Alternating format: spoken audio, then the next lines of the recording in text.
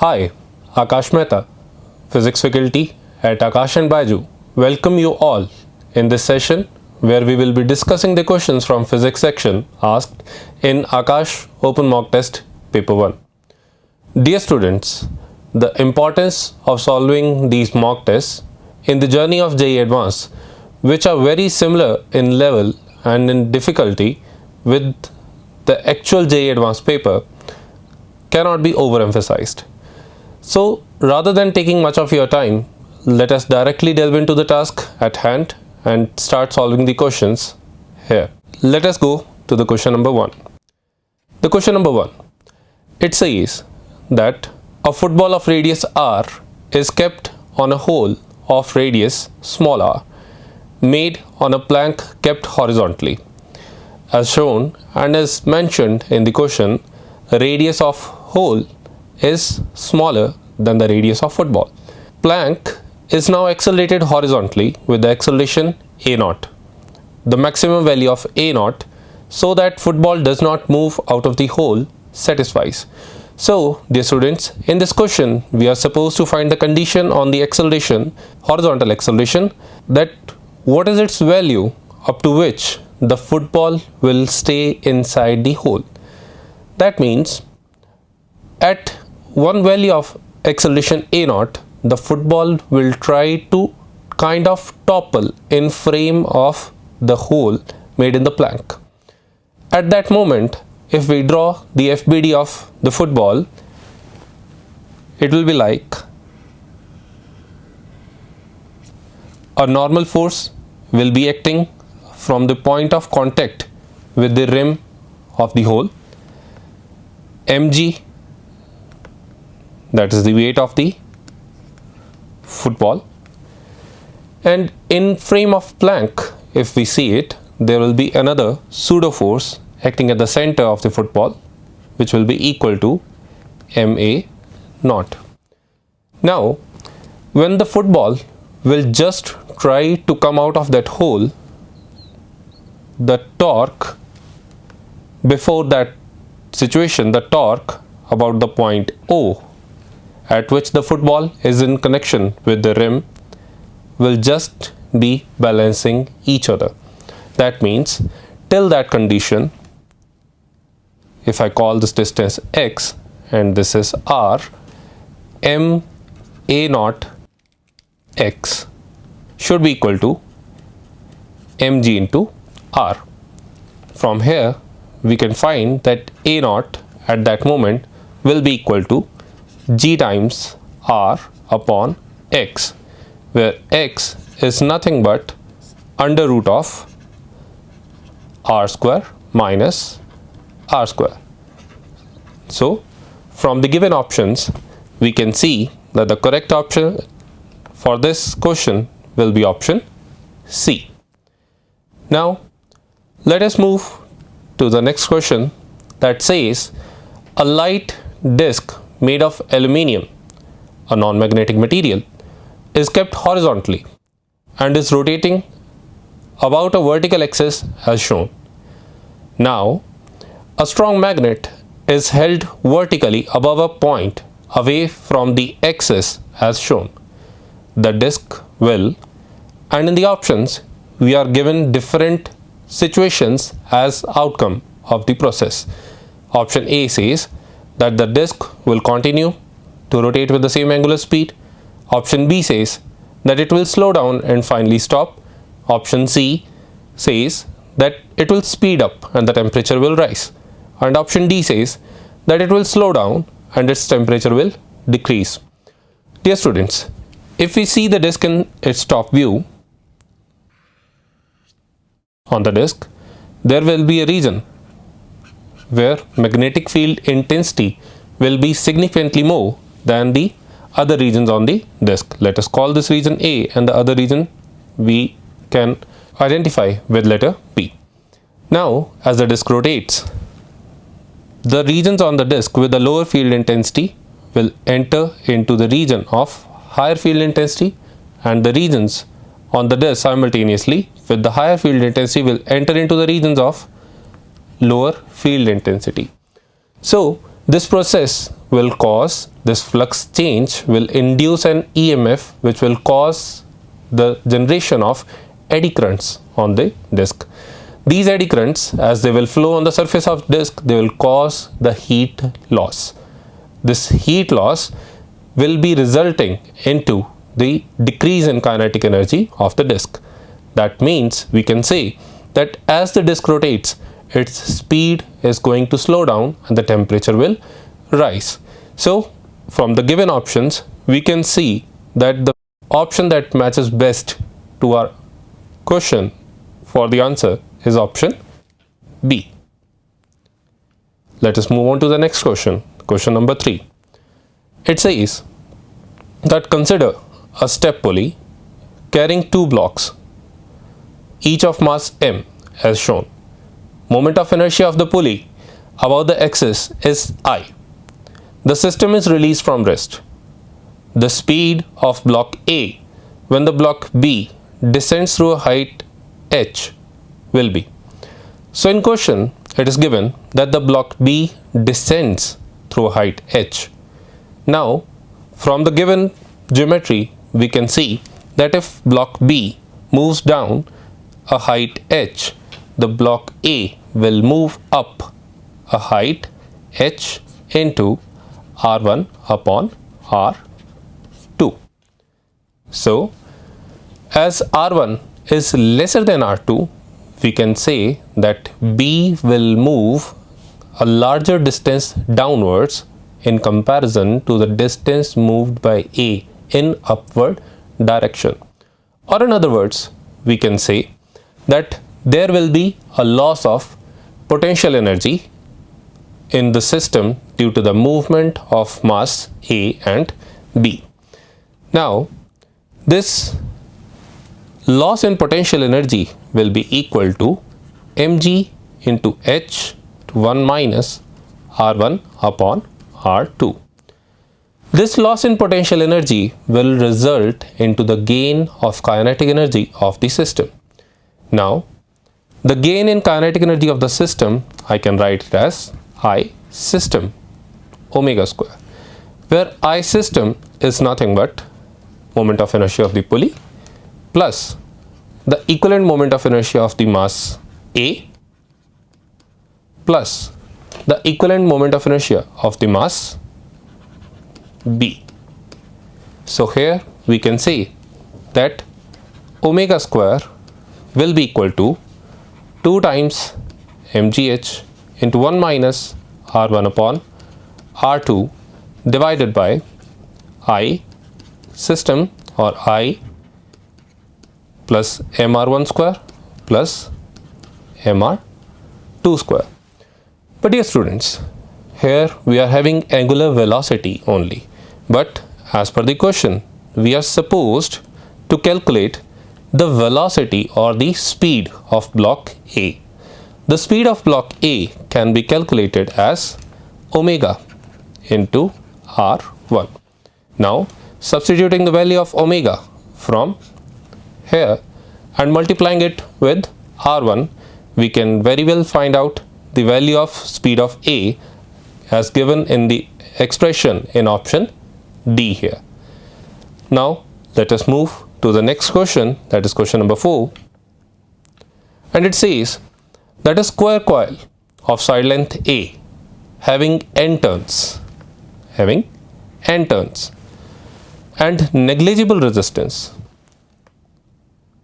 underline the word negligible resistance, with its two ends connected to the 2 wires is placed on a horizontal surface as shown. The wires are connected to a capacitor having charge Q through a switch. There exists a horizontal magnetic field B0 as shown in the diagram parallel to the plane of the coil. When switch is closed, the capacitor gets discharged through the coil in a very short time. We are supposed to find the angular impulse on the coil about the axis of rotation just after closing the switch. Now it seems to be a lengthy question as per the statement goes, but we have to decipher it in pieces. So it says first of all that the system is having a negligible resistance. That means we can say that when the capacitor will be discharging, it will take almost no time to discharge fully. Another thing is that the magnetic field is parallel to the plane of coil, or when the current will flow through the coil, we can say that the magnetic moment of the coil will be perpendicular to the magnetic field. Or in other words, I can say that the torque experienced by the coil in the magnetic field can be directly written as product of M into B as per the magnitude goes. Now, magnetic moment M of the coil will be equal to area into number of turns into current that will be flowing through the coil. But here in the question, we are supposed to find the angular impulse. Now, the angular impulse will be equal to integral tau dt, which will be equal to integration of BA NI dt. We could write this equation as we know that the charge is going to flow through the coil in a very short time. So during that short period of span, we can say that the coil will stay almost parallel to the magnetic field lines. That means here I can take out BAN out of the integration. Then integration, only thing left out will be I dt, which is equal to BAN into Q. A, that's the area of the coil, is equal to A square, small a square, where small a is the side length of the coil. So the expression for the angular impulse will be finally be BA square N into Q. That means from the given option, the answer for this question will be option A. Now let us move to the question number 5. The question number 5 says that a point source is kept at some distance in front of a plane mirror. The correct shape of the reflected wavefront will be. Now here, as we can see, that the point source S will throw diverging rays towards mirror, and these rays after striking the mirror will be reflected back in a manner that they will be diverging out from the point of image of point S. So for any viewer on left side of the mirror, the rays coming after the reflection from the mirror will seem to be coming from point S dash, and they will be all diverging in nature. So let me remove the rays that were shown from the source initially.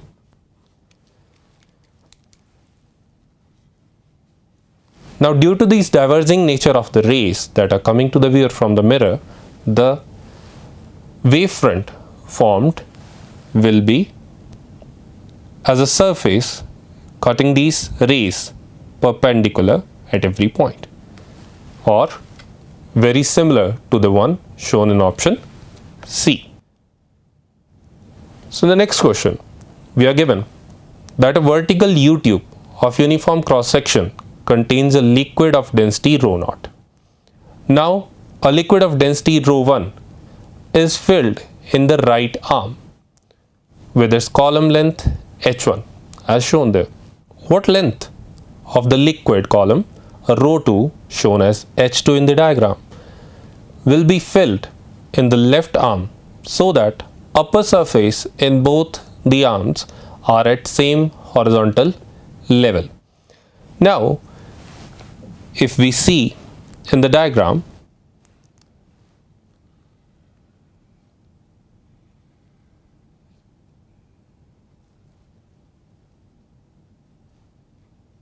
let us say that the liquid 1 is occupying a height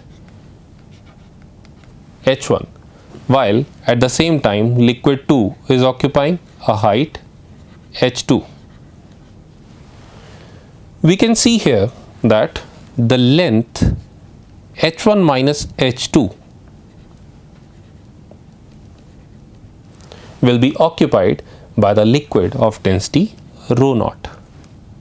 H2 was occupied by rho 2 and H1 was occupied by rho 1. Now at this cross section level, the pressure on both sides of the U-tube in both the limbs must be equal, or in other words I can say that rho 1 GH1, that is the pressure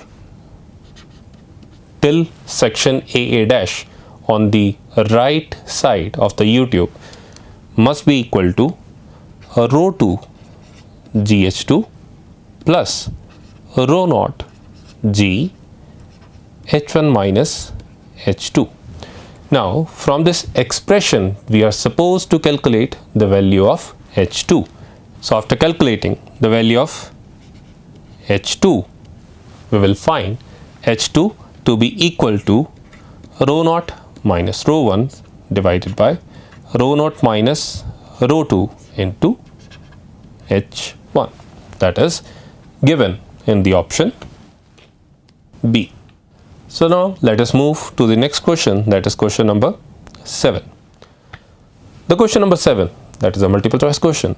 It says the particle of mass m moves in circular orbits with potential energy Vr given as k r square, where k is a positive constant and r is its distance from the center. So till here in this question we can see that as r increases, the potential energy also increases. That means we can say that as one move from outside towards the center, the potential energy reduces, or in other words that it is an attractive field of force towards center. Now reading the question further, it says that if the radius, speed and energy of the particle of nth orbit are denoted by Rn, Vn and En, then we have to find the dependence of Rn and Vn on n, and we have to find the expression for energy in nth orbit. Now as given in the question, Vr is equal to kr square, we know that F will be equal to minus del V upon del R, or in other words equal to minus 2kr. This force will be acting as a centripetal force, or we can say that mv square upon r will be equal to 2kr. Till here we have not used any concept from the Bohr's model of the atom. Now introducing the Bohr model here, we know that mvr is also going to be equal to nh upon 2 pi for any nth orbit. From expression 1 and expression 2, using these two expressions, we can see very clearly that Rn will be proportional to n raised to power 1 by 2, and similarly Vn will also be proportional to n raised to power 1 by 2. That means from the option B is the answer, but being a multiple choice question we have to see further. Now for the energy, we know energy in the nth orbit will be equal to potential energy there, that is krn square, plus the kinetic energy there, that will be half of m vn square. Adding these two, we will find out the energy in nth orbit, and by substituting the values obtained for Vn and Rn using the equation 1 and equation 2, we will be able to see that the energy for nth orbit will be equal to the expression given in option C, that is n square h square k upon 2 pi square m whole under the root. So for the given question, so option B and option C will be the answer to the question number 7. Now let us move to the question number 8. It says a metal ball of 1 kg mass is heated by means of 20 watt power source in surrounding of temperature 20 degrees Celsius. The temperature of ball becomes steady at 50 degrees Celsius. Assuming Newton's law of cooling, we have to answer for the rate of loss of heat to the surrounding at different instances of temperature as given in the options. So, as we know that the ball had achieved steady state at 50 degrees Celsius, we can say that the heat loss rate to the surrounding at 50 degrees Celsius would have been equal to the heat gain rate by the power source, from the power source rather. So, I can say using the Newton's law of cooling that K times 50 minus T surrounding would be equal to 20 watt. Or let us use the new slide here. K into 50 minus Ts is equal to 20 watt, where the surrounding temperature is given as 20 degrees Celsius, or I can say that 30 K would be equal to 20 watt. Now, in the option A, it is asked to us that rate of loss of heat to the surrounding is 20 watt when the ball is at 50 degrees Celsius. That is true for a steady state. For option B, at 30 degrees Celsius, the heat rate loss, the rate of heat loss will be equal to K times 30 minus Ts, which would be equal to 10 K, or in other words 20 upon 3 watt, which is the given value in option B. In option C, the temperature instance is at 40 degrees Celsius. That means the heat rate loss at that point will be equal to K times 40 minus Ts, or 20 K, which would be equal to 20 into 2 upon 3 watt, or 40 upon 3 watt, which is given value in option C. In option D, the temperature of the body is at 35 degrees Celsius. At that point, K times 35 minus Ts, that is 15, would be equal to into 20 upon 30 watt, or equal to 10 watt, which is given value in option D. So for this question number 8, all the options A, B and C and D are correct. Now let us move to the question number 9. Question 9 says that force F, velocity V and acceleration A are taken as fundamental quantities. Then choose the correct options. So if force, velocity and acceleration are taken as fundamental quantities, we are supposed to calculate the dimensions of energy, Young's modulus, momentum and work. As we know that force dimensions using standard MLT formulation is m1 L1 t minus 2. Dimension of velocity v is L1 t minus 1. Dimension of acceleration a is L1 t minus 2. We have to put these dimensions in square brackets. That is the standard notation. Similarly, dimension for energy will be equal to m1 L2 t minus 2. Dimension of Young's modulus, represented by y, will be same as dimensions of pressure, which will be m1 L minus 1 t minus 2. Dimension of momentum will be equal to m1 L1 t minus 1, and dimension of work will be same as dimension of energy, that is m1 L2 t minus 2.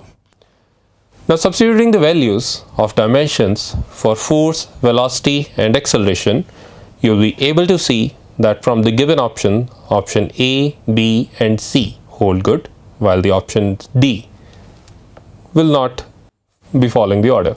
That means for the question number 9, option A, B and C will be the correct answers. In question number 10, we are given that a charged particle of mass m and the charge q is projected in a region having a uniform horizontal electric field and a uniform gravitational field as shown. Based on that, at different values of angle theta, we are supposed to find the nature of trajectory of the particle.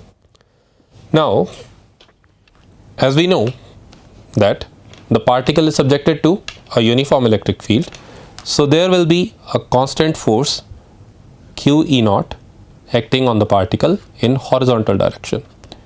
At the same time, the particle will be experiencing force due to its weight, that is mg. Based on that, we can say that the particle will be experiencing g effective in this direction, where angle alpha will be equal to tan inverse of mg divided by q E naught. That would be the value of alpha here. Now, velocity u was at an angle theta to the horizontal. In the options given, it is stated that if theta is less than 90 degree, particle will follow a parabolic path. From the diagram here, we can see if theta is less than 90 degree, it won't be collinear, it won't be in same line with, that means g effective, which is also a constant in value, g effective will be at some angle with the initial velocity, because of which the particle will follow a parabolic path. That means option A is correct. At option B, at theta equal to 90 degree plus tan inverse of q E naught upon mg, particle will follow straight line path. Now, the particle will follow a straight line path if the velocity u is in direction of g effective or in opposite direction of g effective. That means that it lies, the direction of u, it lies along the line of g effective. That means theta, if theta is equal to 180 degree minus alpha here, then the particle will follow a linear path. Substituting value of alpha 180 degree minus tan inverse of mg upon q E naught, or theta we can say will be equal to 90 degree plus 90 degree minus tan inverse mg upon q E naught, which will be equal to 90 degree plus tan inverse of q E naught upon mg. So, at this value of angle theta, the particle will follow a linear path. That means, as given on option B, that for theta equal to 90 degree plus tan inverse q E naught upon mg, particle will follow straight line path. This is a correct option. In option C, for theta less than 90 degree, it will come back to initial horizontal level after time 2u sin theta upon g. Now, as we know that the particle will come back to the initial horizontal level when its vertical displacement will become equal to 0, which will solely be depending upon the vertical acceleration g, and the time for that will be equal to 2u sin theta upon g. So after that much time, the vertical displacement will become 0, or in other words, the particle will be at the same horizontal level. So option C is correct. In option D, it is given that for a particle value of theta, particle may follow circular path. In these given conditions, as the force and the acceleration is constant, the particle will not be able to move on a circular path, because there at least the direction of acceleration and force needs to be changing. That means for question number 10, option A, B and C will be the right answer. Question 11. It says that shown in the figure is a conductor of length L and the resistivity ρ. Shape of the cross section is rectangular, whose dimensions vary linearly as shown. A voltage V0 is applied between its two ends and the current I flows in it.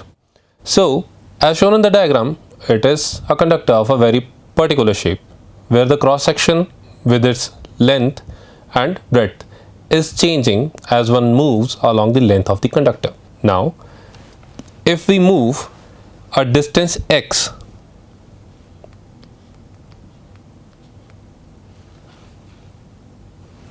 along the length of the conductor in direction of the current, we can see that the area of cross section at that point will be given by the relation A plus AX upon L into 2A minus AX upon L. So, as we will be at a distance x from the face from where the current is entering into the conductor, the area of cross section will be given by the expression written here. Now, if one moves a distance dx along the direction of the current, the small resistance dr encountered will be equal to dx into rho divided by the area of cross section written above. These small resistances that one encounters along the length of the current, along the length of the conductor, along the current will be added up. That means these small resistances will be connected in series, or in other words, we can say that R equivalent of the conductor will be equal to integration of rho dx divided by A plus AX upon L into 2A minus AX upon L. So this would be the R equivalent of the conductor. But in the given options, we are supposed to calculate current through the conductor I. That means we have to calculate I using the Ohm's law relation, which is the voltage difference applied across the conductor divided by the equivalent resistance of the conductor. Solving for R equivalent in the expression given above, we will be able to see that I, after integrating the expression, comes out as given in the option B. In option C, we are given that the current density inside the conductor is constant. Current density will be varying as the current through any cross section of the conductor is constant while the area is changing, and the current density is nothing but the current per unit area. As current is constant and area is changing, the current density inside the conductor will also be varying. That means option C is incorrect. Option D, it is written that electric field inside the conductor varies along its length. Definitely, as current density and electric field, they are directly proportional to each other, and as current density changes along the length of the conductor, electric field inside the conductor will also be varying. That means option D is correct one. So for our question number 11, option B and option D will be the right answers. For question number 12, it is written that two vertical cylinders A and B of different cross section are connected by a thin tube as shown. An ideal gas is trapped in the cylinders by two airtight pistons of different masses, and the pistons are at same height above the base of the cylinders. Now a small mass is gently placed on the piston of cylinder A. Then in the new steady state, we have to decide from the options given below. Now as the system was initially at the steady state, that means the force applied on piston A and piston B from within the volume of gas due to its pressure will be balancing their weight. So for piston A, the force applied due to pressure of the gas will be balancing its weight MAG. And similarly for piston B, the force applied by the pressure of the gas from below will be balancing its weight, that is MBG. Now MA and MB are given different to us. Then how can the same pressure balance their force? It is due to the different cross section areas given in the question. Now after this, as a steady state has been achieved, a small mass is gently placed on the piston of cylinder A.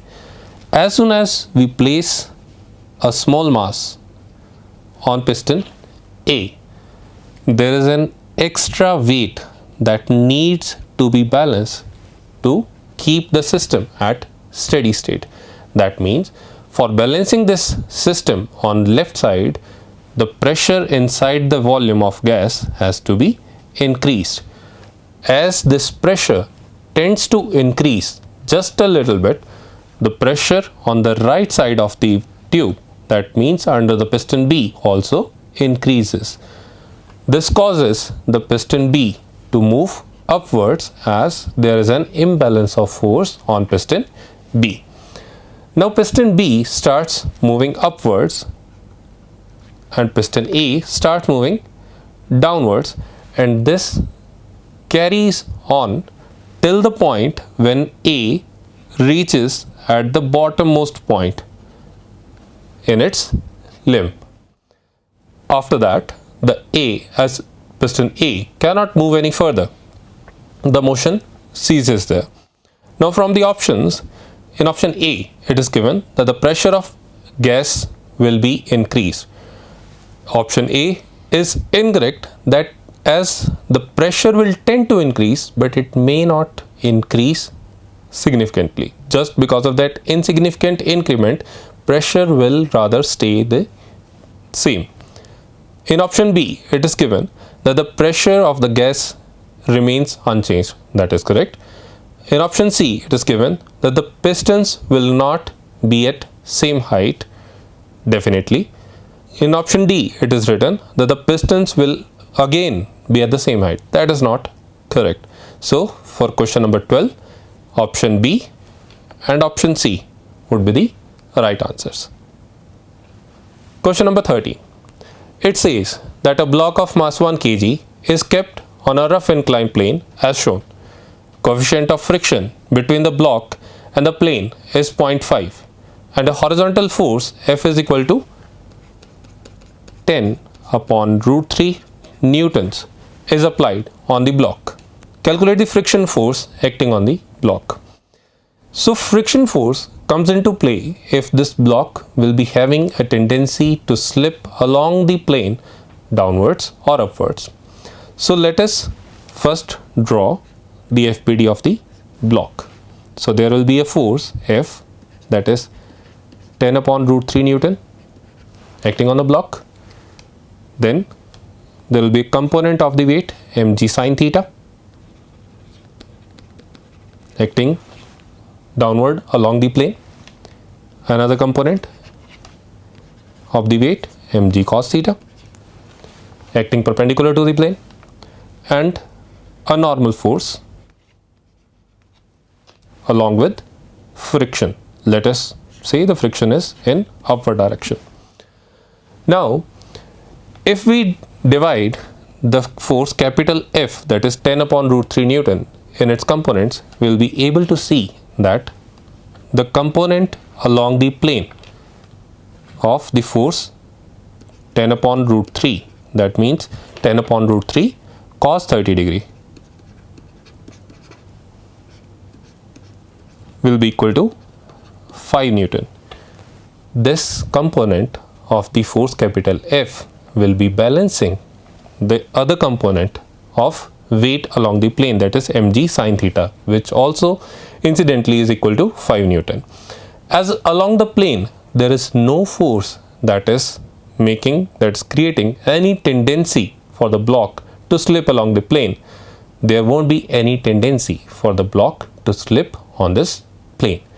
Because of no tendency there to slip, the frictional force will be absent. That means the value of friction force will be equal to 0. So correct answer to the question number 13 will be 0. So now let us move to the question number 14. Question number 14 says that a capillary tube of insufficient length having radius 0.5 mm is kept vertical and dipped in water. Its length outside the water is 1.5 centimeter. So there is an insufficient capillary tube of height 1.5 centimeter out of the water level. Find the angle in degrees made by the water surface in the tube with the wall. Now we could have find from the data given that the capillary is of insufficient length.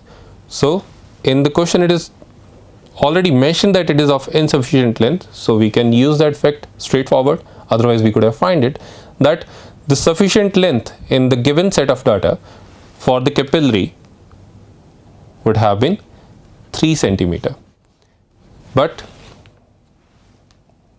the length given to us outside the water level is only 1.5 centimeter. How does this 3 centimeter comes? So the height required would have been equal to 2t cos theta upon r rho g, where t is the surface tension, r small r is the radius of the capillary, rho is the density of the liquid, g is acceleration due to gravity. After substituting all these values here, we could have found out that h is equal to 3 centimeter. That means for a capillary of sufficient length, minimum length should have been 3 centimeter at least, but the length given to us is 1.5 centimeter. So to adjust with this given length, the angle between the water surface and the tube wall has to change, and that would be following the relation h dash upon cos theta dash equal to h upon cos theta. So 1.5 divided by h, that is 3 centimeter, will be equal to cos theta dash divided by cos theta. Theta is 0 degrees, so cos theta is 1.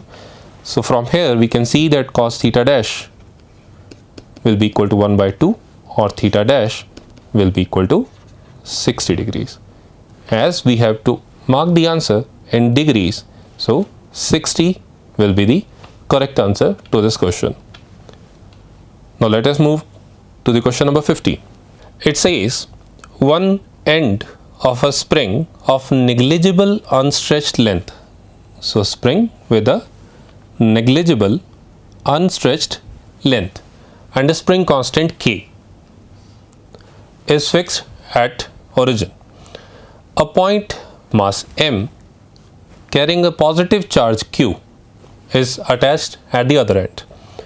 When another point charge Q, capital Q, is fixed at the origin, the spring gets stretched to a length L and attains a new equilibrium position. If the point mass is now displaced slightly from its equilibrium position and released, it is found to oscillate with the time period alpha under root m upon 12k. the value of alpha is. We have to use the value of pi as 3.14. No problem. So, in the question, it is written that the spring was earlier of negligible unstretched length. That means whatever the length has been stretched, it is the actual length of the spring at the point of equilibrium. Or in other words, the stretch length L will also act as the distance between 2 point charges capital Q and small q as shown in the diagram.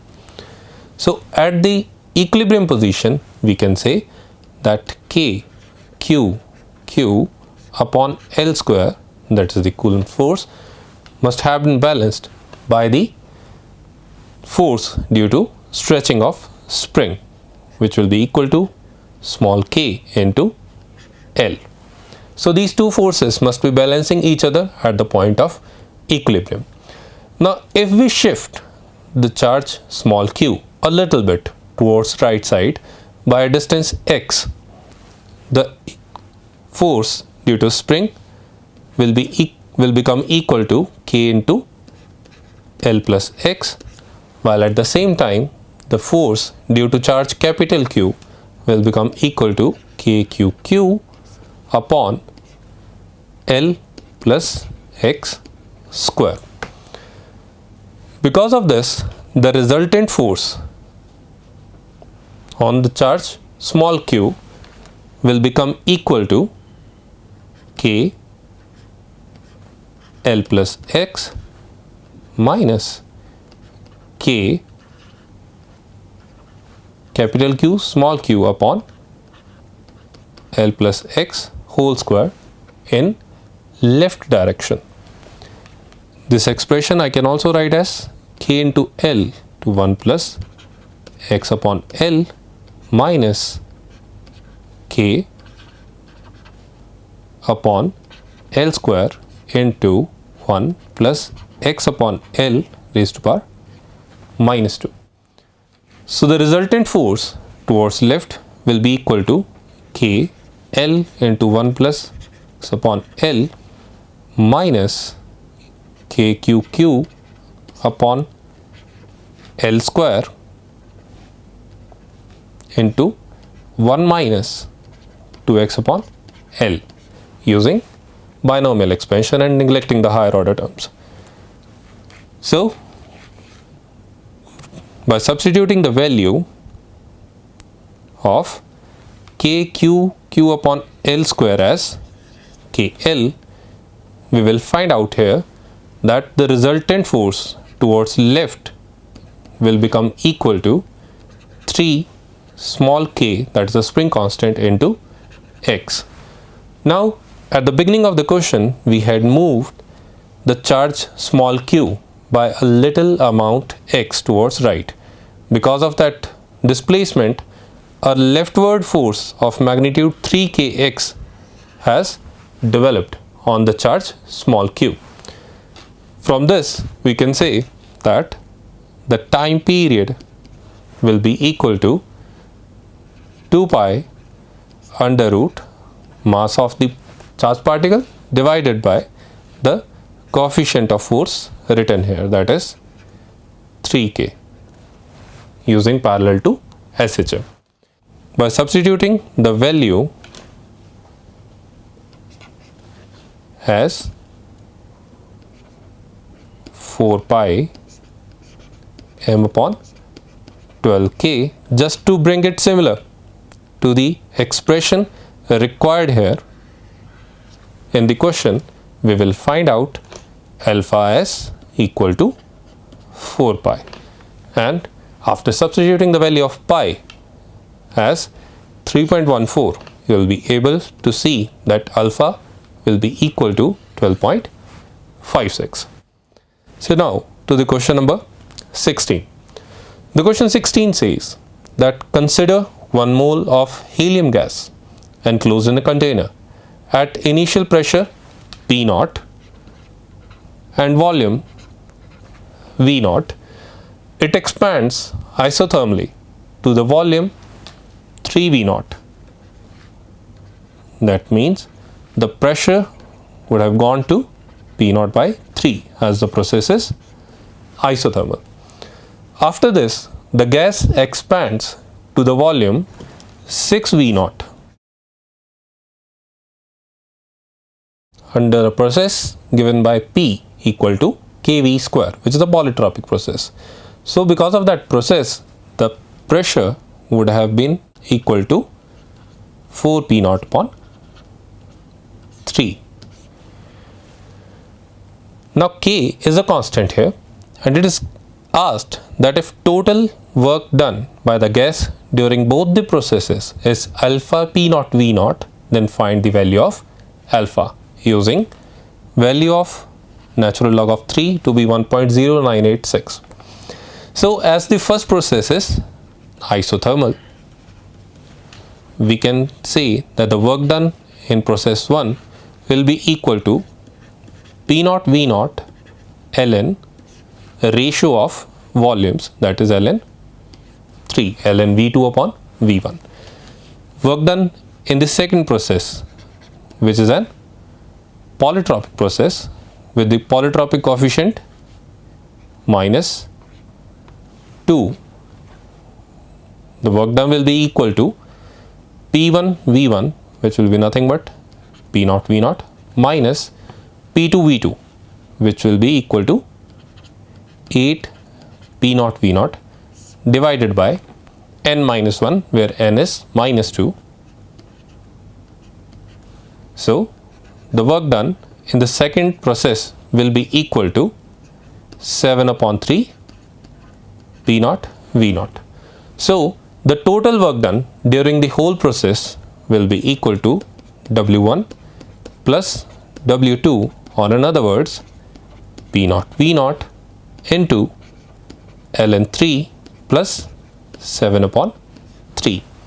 Value of ln 3 is already given to us in the question. By substituting that value, we will be able to find out that the value in bracket comes equal to 03.43. That is the answer to the question. Now question number 70. It says that a closed organ pipe is vibrating in its first overtone with excess pressure amplitude value equal to delta P naught. The pressure amplitude at the middle of the pipe is delta Pm. We are supposed to find the value of delta P naught divided by delta Pm. So first of all, in a closed organ pipe, the closed end would behave as a pressure anti node, while the open end will behave as a pressure node. In between, the standing wave established for the pressure will be of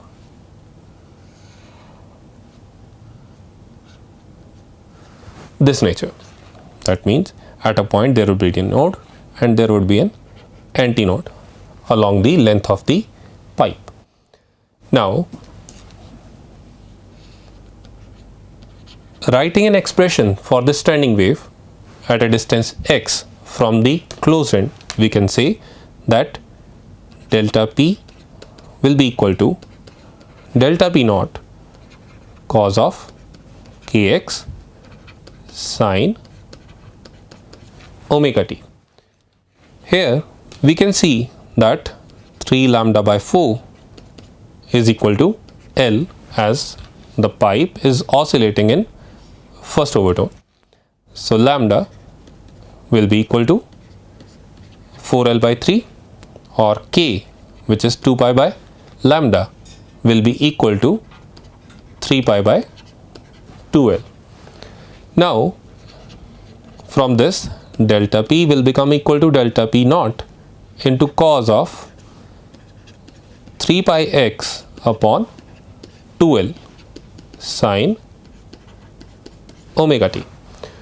Now we are supposed to find the pressure amplitude at middle of the pipe. That means at x is equal to L by 2. At x is equal to L by 2, the pressure amplitude delta Pm will be equal to delta P naught into cos of 3 pi upon 2L into x, which would be equal to L by 2, or in other words cos of 3 pi by 4, which in magnitude will be equal to delta P naught into 1 upon root 2. From this expression we can see that the ratio delta P naught upon delta Pm will come out to be equal to under root 2 or 1.41. Now to the question number 18. The question number 18 says that a circular disk of radius capital R carries a surface charge density sigma r given as sigma naught into 1 minus small r square upon capital R square, where sigma naught is constant and small r is the distance from the center of the disk. Consider two spherical surfaces of radius capital R by 3 and 2 capital R by 3 concentric with the disk. If phi1 and phi2 be the electric flux through the larger and smaller spherical surface respectively, we are supposed to calculate the ratio phi1 to phi2. So let us understand what is given in the question from the diagram first. So there is a disk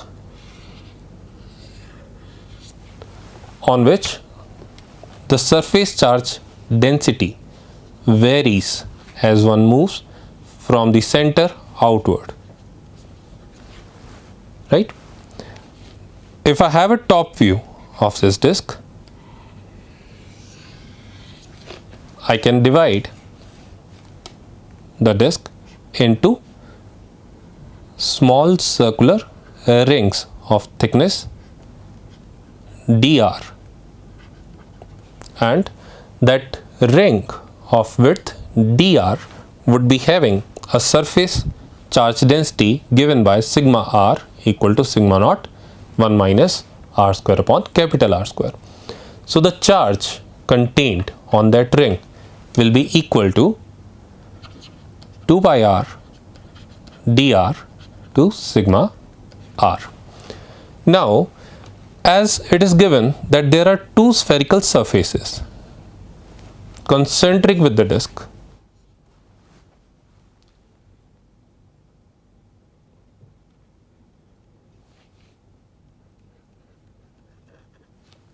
as shown by the dotted line here, we are supposed to calculate the flux through the surface of these spheres. So, using Gauss law, I can say that whatever charge on the disk will be there within the sphere volume, within the spherical boundary, only that much charge is going to constitute into the electric flux from the surface of the sphere. So, in other words, we are supposed to calculate what is the charge within the enclosed boundary of the sphere. So, Q in will be equal to the charge on those smaller rings that fall within the surface of sphere. So, Q in will be equal to integration 2 pi r dr sigma r. In case of spherical surface 1, the limit will be from 0 to r by 3, and in case of spherical surface 2, the limit for charge q in 2 will be from 0 to 2r by 3. Now, as we are supposed to calculate the ratio of flux through these spherical surfaces, phi 1 upon phi 2, that would be nothing but the ratio of the charges falling within the surface of the spheres, that is Qn1 upon Qn2. Calculating the integral in Qn1 and Qn2, that is 2 pi r dr sigma r, we can find the ratio of flux phi 1 to flux phi 2 will be equal to 56 upon 17, or in other words be equal to 3.29, which would be the answer to the question number 18. So I suppose this session would have been very beneficial to you, and I wish you all the best for your preparation of JEE Advanced. Thanks.